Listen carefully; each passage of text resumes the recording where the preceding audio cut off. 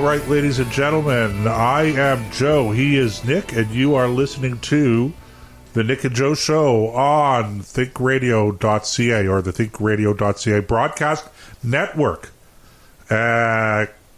situated somewhere in Ottawa, Canada's national capital.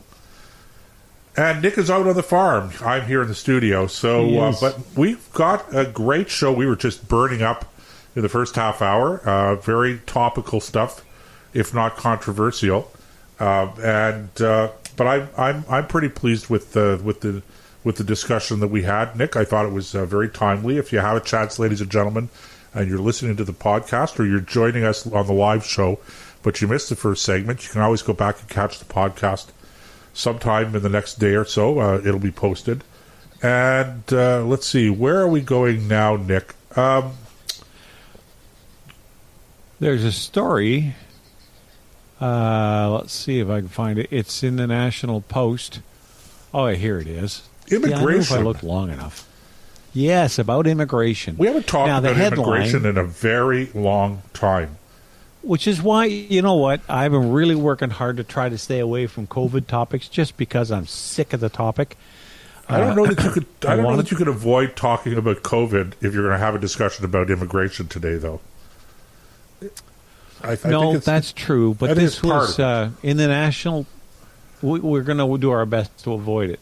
However, because there's an element of this story, they do talk about COVID in the story, but that's not what I find really interesting or I find compelling.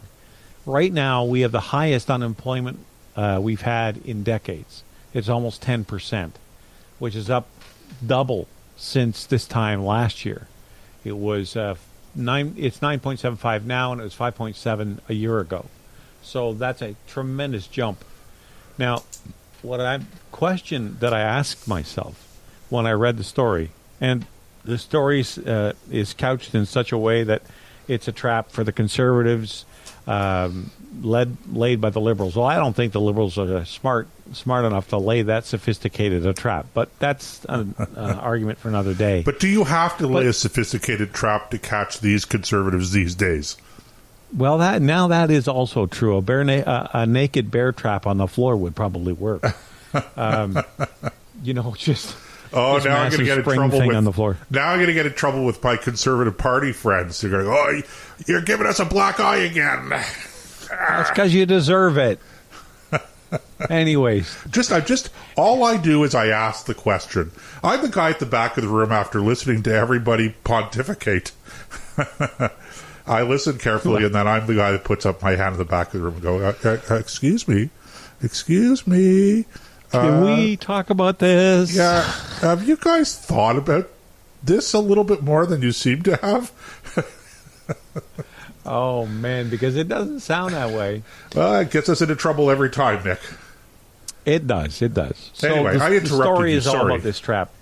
That's okay. And in it, they talk about immigration. Now, the thing that occurred to me is because of our immigration levels, they want to increase that. They want the target for 2021 has been set at 401,000. That's up by 50,000. Which Trudeau raised by 50,000 in October. So before that it was 350,000. Now it's 400,000. Why he's done that? Well, he's saying, we need the bodies. Okay, two things come to mind. No, right now we don't, because we don't have jobs enough for the people that are here in Canada as it is. So why, and I'm not anti-immigration, that's not the point. But if we don't have jobs for the people here, what's the point of bringing in more who are going to need jobs? Don't you just make the unemployment situation worse? I mean, so that's number one. And number two, the long-term plan to deal with this is for Canadians to start having more of their own children, so we don't need as much immigration. Notice I didn't say we don't need any. I mean, I think a healthy immigration system is vital to keeping a country vibrant and keeping it growing in the right way.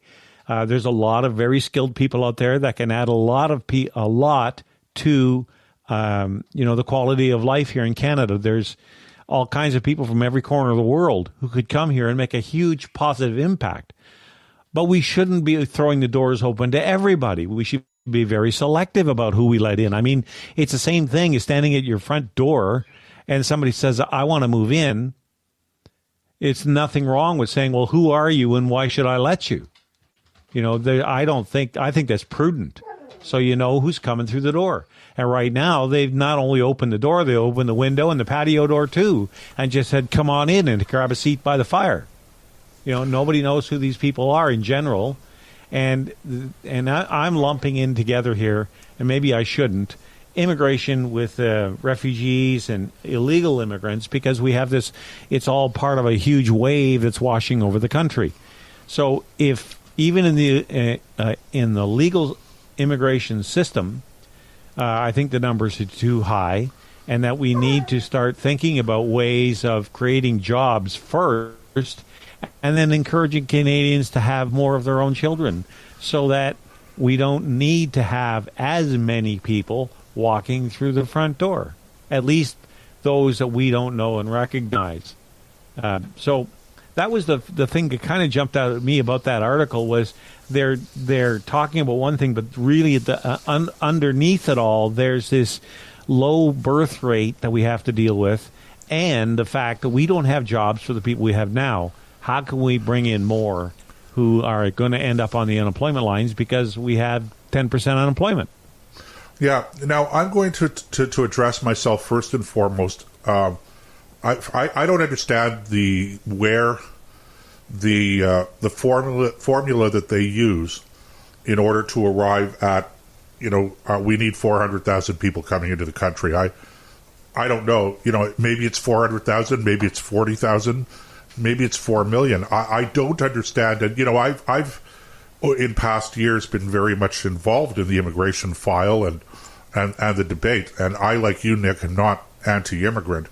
But it just seems to me, as you're articulating now, it seems to me that the prudent thing to do is to have a pro-Canada immigration policy, which means that somehow or other we have to determine how many people that we have to allow into the country and what skills that they have to be bringing in order to make an immediate or early on contribution to the economy and to society. So, and we also, I think, have to be careful when we're bringing people into the country to ensure that we're not importing cultural concerns or cultural practices that are going to be disruptive to the community that's already here.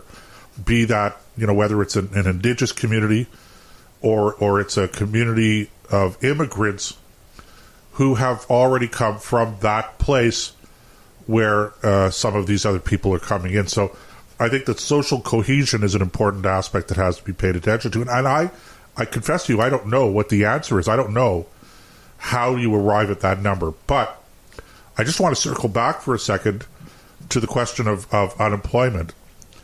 And one of the things that bothers me is that we've become so fixated on the number of unemployed, or the unemployment percentage, that we lose track, I think, of what is more important, and that is the size of the workforce and the number of jobs that are actually not being filled.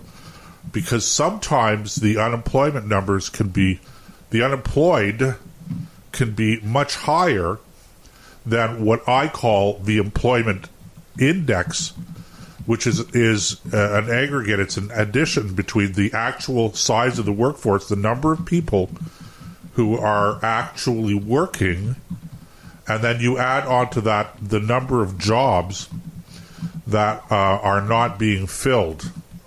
And now all of a sudden you have a very different number. And even if you look at the unemployment number, if you take the unemployed, the number of people who are not working, and you compare or contrast that with the number of jobs that are going unfilled, again, that opens up a whole new area of debate that even transcends the question of immigration, although it does affect it. So those are just some of the initial thoughts that I have on the immigration thing.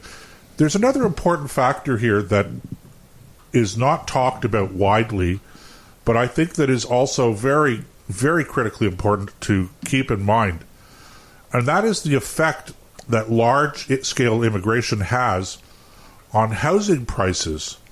And, especially when we talk about, the urban areas in this country being more or less controlled by, broadly speaking, the left-wing politicians who are, quote-unquote, anti-development. So, we have in Ottawa, for instance, or around Toronto, we have these green belts. And we don't want development to sprawl out beyond these so-called green belts, green areas. And so what ends up happening is we bring in more and more and more people, but we don't actually have enough quality housing for the number of people we're bringing in. So we're creating a certain amount of scarcity in housing, which drives housing prices up. And then you add on to that the problem of not allowing urban sprawl, for want of a better way of expressing it or describing it. We don't want to have this urban sprawl, so we put up roadblocks and we put up hurdles to development in the suburbs.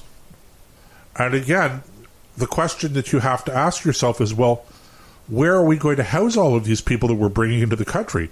400,000 people a year is a lot of people. And yes, it is. They have to go somewhere, and inevitably they end up going to Toronto and the Toronto area mostly, but also, the big urban centers, Montreal, Ottawa to a lesser degree, Vancouver. And if you look at Toronto and Vancouver now, the only place that they could grow, I mean, they are growing in the suburbs, okay? But the only place that those cities the actual cities could grow is up. And that's what they're doing. That's one of the main driving forces behind the condo market. So, we could talk about limiting foreign investors coming in and buying condominiums and then renting them out or reselling them at a profit and, and all that stuff. And maybe that's a problem. But the real problem, I think, is just it's not just poor urban planning, it's lack of coordination between urban planning and immigration. It's like they don't talk to each other, and so you end up getting huge numbers of people coming into the country, and there is insufficient housing for them, and insufficient infrastructure. And of course, you don't want to build all these highways either. People don't want to build extra highways and that. So, what are you going to do with people? It's a real problem, Nick. Yeah, I agree with you, and I think that this is where it's almost like a perfect storm. You've got all these environmental regulations limiting where you can build new homes and things like that. You've got immigration where people tend to go to where populations of people they're familiar with and comfortable with live, ergo the big centers. You don't see many. Rural communities do get some immigration, but nothing like what Toronto or Ottawa or Calgary or Edmonton or Vancouver, you name the major city. Well, we're not bringing farmers in, Nick. We're bringing people who are urbanized. They don't know from farming and living in a rural area.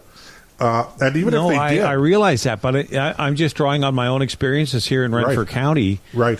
There are a fair number of immigrants who are working in the smaller towns, not so much on farms. You're right. I don't know that we're bringing in farmers per se. I think there's better ways to increase the number of farmers we have than through immigration. Just let the people if Dad has a farm, let him will it to his son tax-free and carry it on generationally. I think that's one way to do it, because farming is a hugely expensive way to make a living. I mean, when you have a piece of machinery, just to take one crop off, you use it maybe 50, 60 hours a year, it costs you $250,000.